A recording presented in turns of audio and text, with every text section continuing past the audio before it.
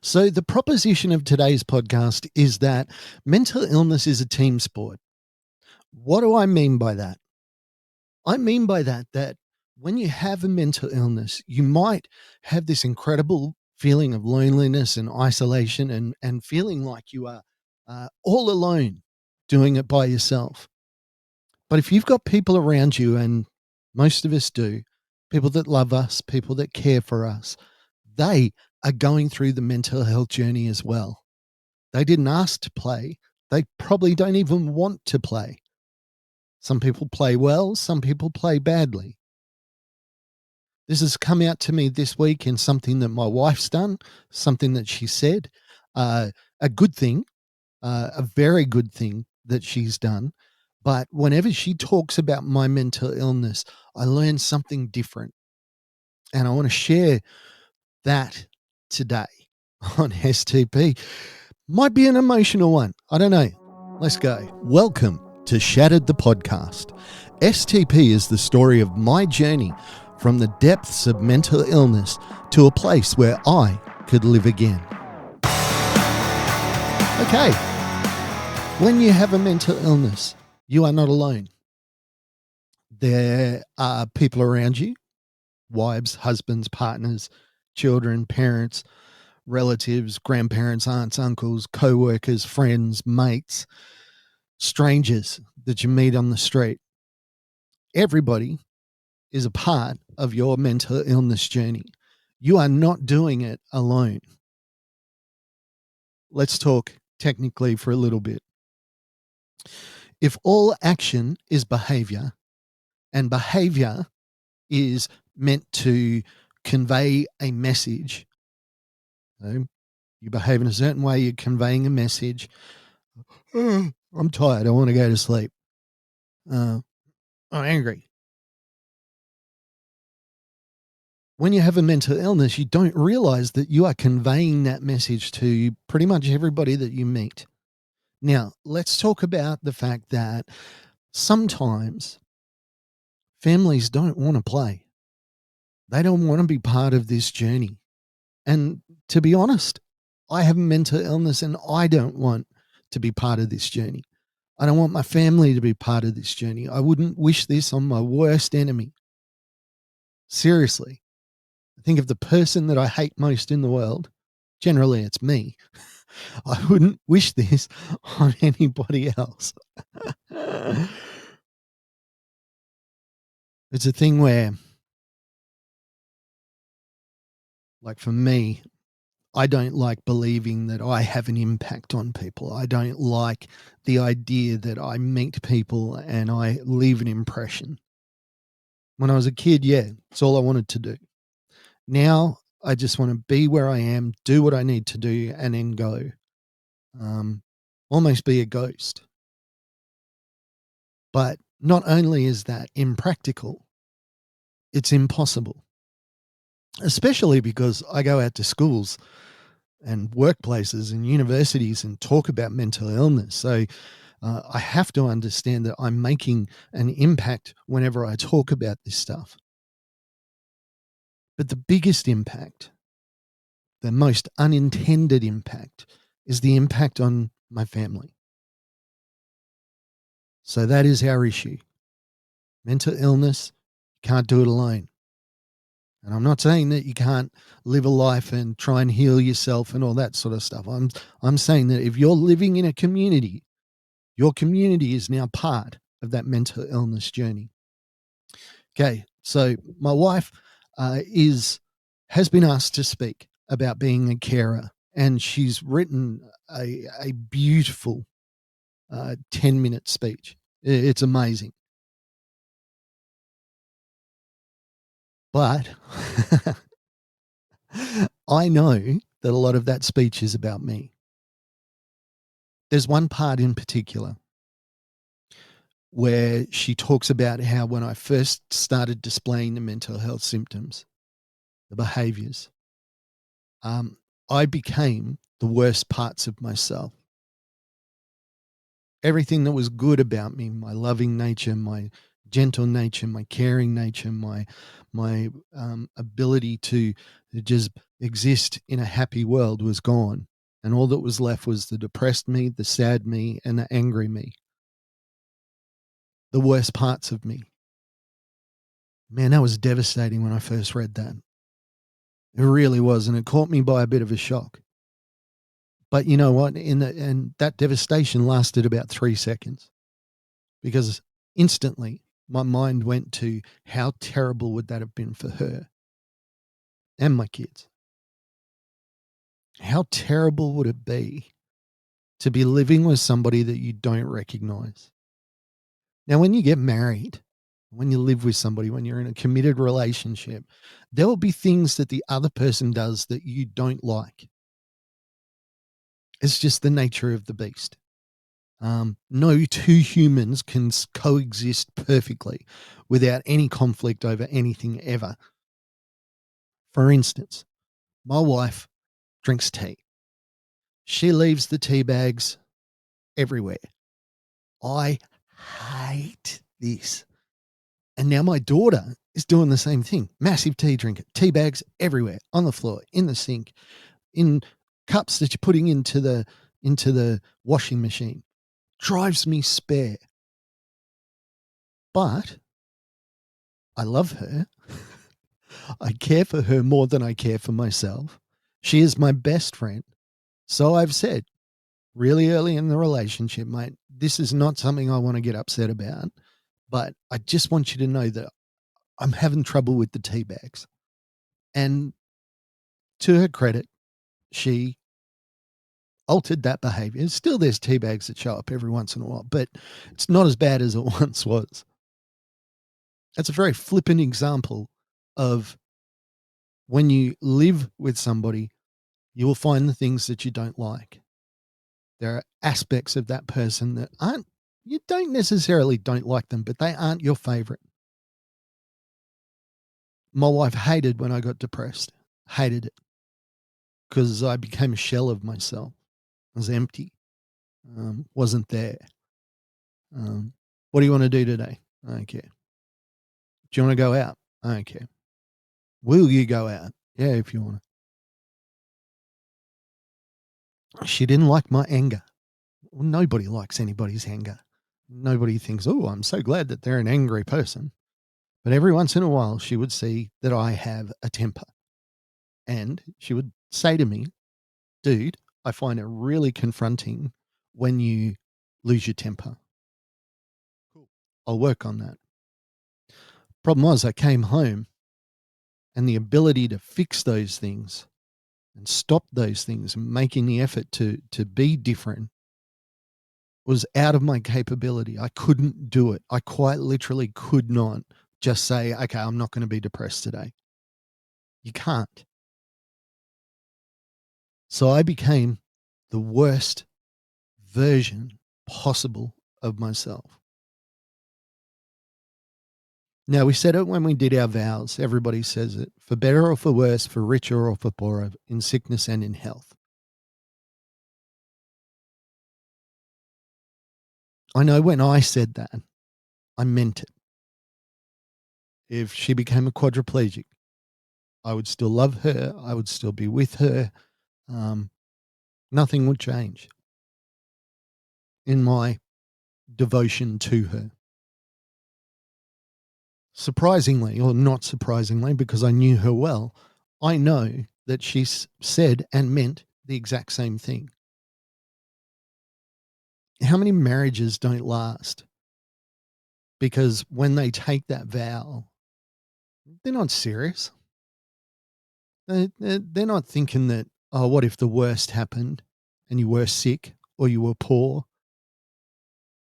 As soon as something bad happens, many marriages, many people just walk away. Yeah, I'm Dunskies. To know that my wife believed in that promise, kept that promise through the worst of my behaviors, the worst of my ill health, staggers me. It shouldn't, because I know her well. I married my best friend. So it shouldn't be a surprise to me.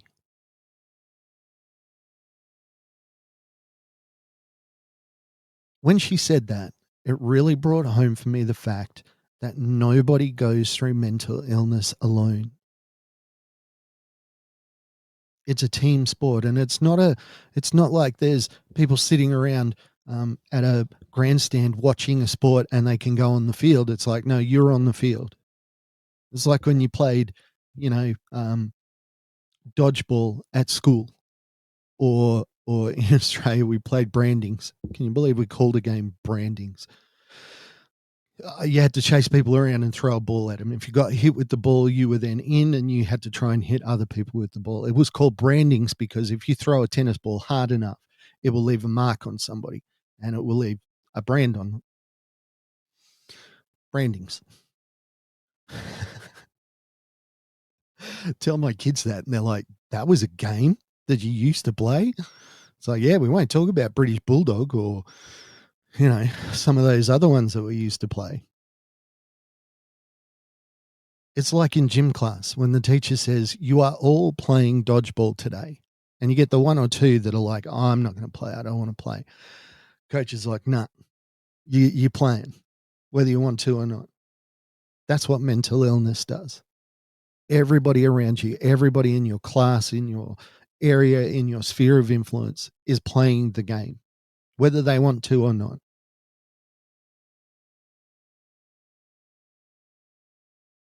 All right, so let's talk about now. Now I can look back, and obviously there's a lot of regret. Not regret in the thought of I want to go back and do it all over. Not that kind of regret. Regret in the fact that I'm sorry that I put my family through this. One of the most powerful things that I think I can do is to acknowledge the debt that I owe them. I was telling my story once, and a guy said, "Do you think your kids will be in therapy when they get older?" And I said, "Absolutely." And the thing is, I know exactly what they're going to talk about because I know what I did and how I behaved and the mental illness symptoms that they saw and lived through. Why it's important for us as a sufferer, as a person living with a mental illness, to acknowledge that is to first off to repay that debt of gratitude by simply being able to thank them. Acknowledgement. It is the easiest thing in the world to do, but sometimes it's the hardest. People do the acknowledgement of country now. Just about every meeting I'm in, every event I go to, there's always an acknowledgement of country. And the thing that gets me about the acknowledgement of country is it's so easy. Does it have an effect? Does it actually help the people living in the outback in Alice Springs? Does it make any difference to their lives? Well, no, it can't possibly do that. But if they understand the intention behind it, and I've spoken to a couple of Aboriginal people about it, one hated the acknowledgement, thought it was a waste of time. The other said that as long as it's just the first step, as long as it's the first step to you making meaningful change in your sphere of influence, that's the kind of acknowledgement that I'm talking about. That I can say to my wife and my children, thank you so much for loving me through my absolute worst. I understand how difficult that was for you. And I acknowledge that your lives were worse off because of me. But they also know I'm going to spend the rest of my life trying to make it up to them. I want to make enough of a success of myself that I can take care of my family. So it's not for success sake. It's not for, I want to get the high paying job so that I can be a real man. It's, I want to get a way to acknowledge the pain and discomfort that my family have gone through by me looking after them. I don't know how that sounds. I think I'll listen back to that. Don't know if I'll put it in. Nah, bugger it. We'll leave it in.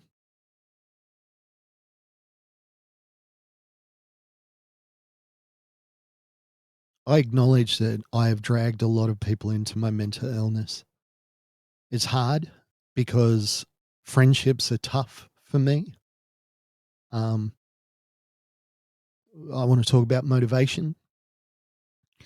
Like, I'm not motivated to um, develop a relationship or friendship because of the possible consequences for that person. Does that make sense? I don't want you to get close to me because you'll see the worst of me, and I wouldn't inflict that on you. I don't want to inflict that on you.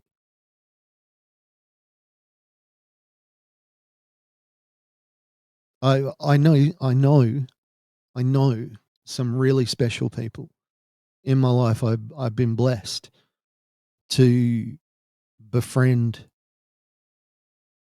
some of the best people that humanity has to offer.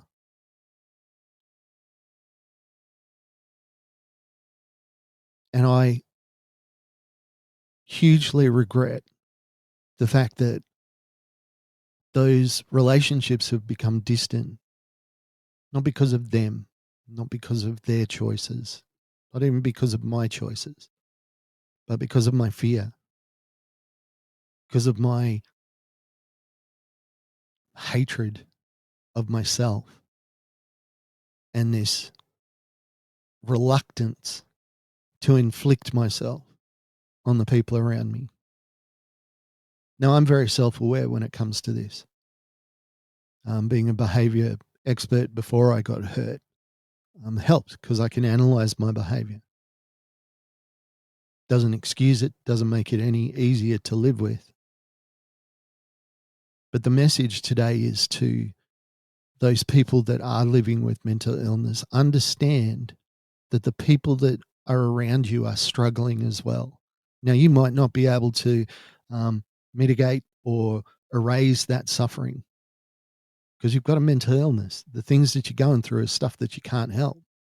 But what you can do is constantly try to do better. Acknowledge your shortcomings vocally, openly, and also let people into that journey.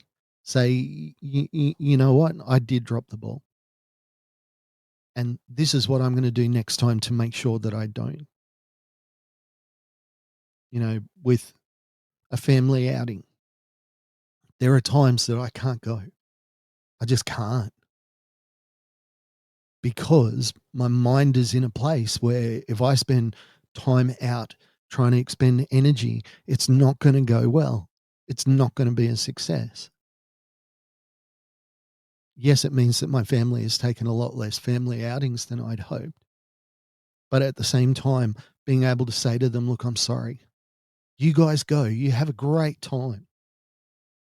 Know that I'm thinking about you. And then when I'm able, saying to them, hey, I'm doing good. Let's go on a family outing. Let's do something fun. I acknowledge the issue. I don't feel guilt about it. I don't try and guilt anybody else around me. I acknowledge it and I do my best to push through. I think that's the thing. If your teammates know that you're doing the best that you can, and I've played on a lot of teams, if you know that your teammate is doing the best that they possibly can, that they're trying, it excuses a lot of bad sports stuff. You will. If you've got somebody that's passionate and wants to be part of the team but is terrible at the sport, you still include them because of their passion, because of their desire, their their willingness to do their best. You will allow for their shortcomings because you just want to have them around. The people around you want to be around you. Nobody is tied to any other person. You can leave anytime you want. And they haven't. Maybe it's time for you to acknowledge that they have been going through this journey with you. Maybe you need to include them more. Maybe you need to be a bit more open about what's going on. Maybe you need to get them to come to one of your sessions. Just don't forget, you are not alone. Because the people around you have been dragged into this horrible, horrible thing called mental illness alongside you. Be thankful for them, acknowledge them, try to do better. That's all we can do. Hey, have a great week. I'll speak to you next time. Bye for now. Hey, thanks for joining us on Shattered the Podcast. I'm Mark. Special thanks to my producer, Meredith Brosnan, and also to Torian, Kevin, and Lorraine. And we can't forget the amazing band Adelaide, who let us use their song as our theme. For more information, check us out on all your socials, STP Shattered the Podcast.